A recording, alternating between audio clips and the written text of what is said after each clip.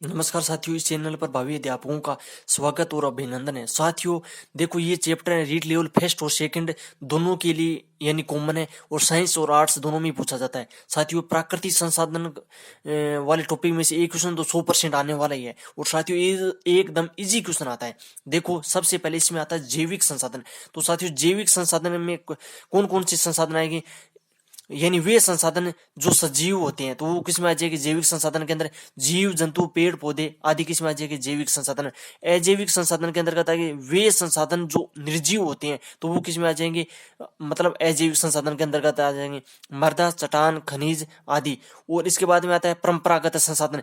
परंपरागत संसाधन का अर्थ हुआ वे संसाधन जो परंपरा से यानी पुराने समय से चले आ रहे हैं और जिनका अब ज्यादा यूज करें तो वह खत्म होने की कगार पर चले जाते हैं। तो साथियों इसके अंदर कौन कौन से आ जाएंगे, जैसे परंपरा से कौन कौन से संसाधन चले आ रहे हैं, कोयला हो गया, पेट्रोलियम हो गया, खनिज तेल हो गया, प्राकृतिक गैस हो गया, जीवाश्म ईंधन हो गया, आणविक स्रोत यानी यूरेनियम हो गया और जल विद्युत हो गया। और परंपरागत संसाधन के अंतर्गत परंपरागत संसाधन में अनवीकरण संसाधन में आते हैं। साथियों अनवीकरणीय संसाधन का अर्थ हुआ वे संसाधन जो नवीन नहीं है यानी जो पुराने समय से चले आ रहे हैं, वो किस में आ जाएंगे अनवीकरणीय संसाधन में। तो साथियों अगर परंपरागत संसाधन याद है ना, तो अनवीकरणीय संसाधन ऑटोमेटिक याद हो जाएगा। और देखो इसकी एग्जाम के टाइम में कंफ्यूज हो जाते हैं कि अनवीकरण पूछा है या फिर परंपरागत पूछा। तो इसकी एक मैंने छोटी ट्रिक बनाई है, यानी परंपरा से अनवी कोयला भेजता है, यानी परंपरा से यानी पुराने समय से अनवी क्या भेजता है, कोयला भेजता है। परंपरा का अर्थ हुआ परंपरागत संसाधन, अनवी का अर्थ हुआ अनवीकरणीय संसाधन और कोयला का अर्थ हुआ कि इसमें कोयला एग्जाम्पल आएगा, कोयला हो गया, पेट्रोलियम हो गया, खनिज तेल हो गया, प्राकृतिक गैस हो आदि हो गया। ठीक है, यानी अगर हमारे परंपरागत संसाधन एक याद है ना तो सभी याद हो जाएंगे साथियों। ठीक है, इसके बाद में आता है गैर परंपरागत संसाधन।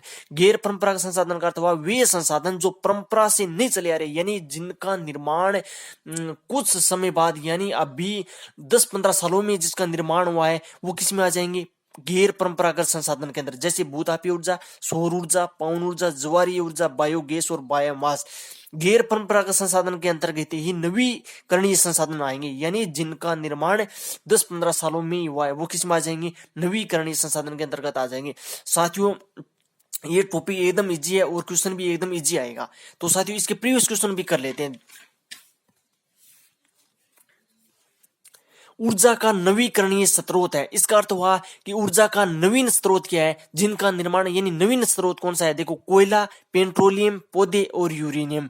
तो यानी कोयला तो पुराने समय से काम आ रहा है, पेट्रोलियम पुराने समय से और यूरेनियम भी पुराने समय, तो बचा कौन सा, पौधा। तो आंसर हो जाएगा पौधा। नंबर 2, ऊर्जा का नवीकरणीय स्रोत नहीं है यानी नवीन नहीं है, तो पुराना कौन सा है। देखो जल विद्युत, प्राकृतिक गैस, पवन ऊर्जा, सौर ऊर्जा। तो प्राकृतिक गैस है, नवीकरणीय नहीं है, यानी ये अनवीकरण है, यानी पुराने समय से चला आ रहा है। ये रीट लेवल फेस्ट 2015 में पूछा है। इसके बाद पूछा है रीट लेवल फेस्ट 2017 में नवीकरणीय स्रोत नहीं है यानी नवीन नहीं है, यानी पुराने समय से चला आ रहा है, तो कौन सा हो जाएगा जीवाश्म ईंधन, जल विद्युत, पवन ऊर्जा, सौर ऊर्जा, इनमें से हो जाएगा जीवाश्म ईंधन। इसके बाद में 8 2012 में पूछा गया है कि सुमेलित नहीं है। देखो प्राकृतिक संसाधन सही बात है, जल हो गया, जैविक संसाधन वन हो गया, सर्वव्यापक संसाधन तांबा हो गया, यानी तांबा ये गलत है साथियों। तांबा स्थानीय विशेष स्थान पर ही पाया जाता है, यानी सभी जगह नहीं पाया जाता है। अनवीकरणीय संसाधन का अर्थ हुआ कि जो नवीन नहीं है, यानी तो पुराने समय से कौन सा चला रहा है, प्राकृतिक गैस हो जाएगा। फिर साथियों पूछा गया है अजैविक संसाधन नहीं है रीट लेवल फेस्ट 2015 में, यानी अजैविक संसाधन नहीं है तो मृदा चट्टान पौधे और खनिज में से कौन हो जाएगा, पौधा हो जाएगा।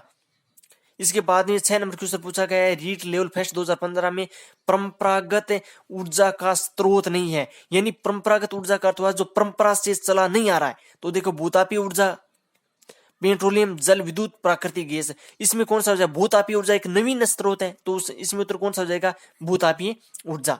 एक क्वेश्चन पूछा है रीट 2015 के अंदर लेवल 2 ज्योग्राफी में सतत पोषणीय विकास का संबंध किससे है, तो संसाधनों के संरक्षण से है।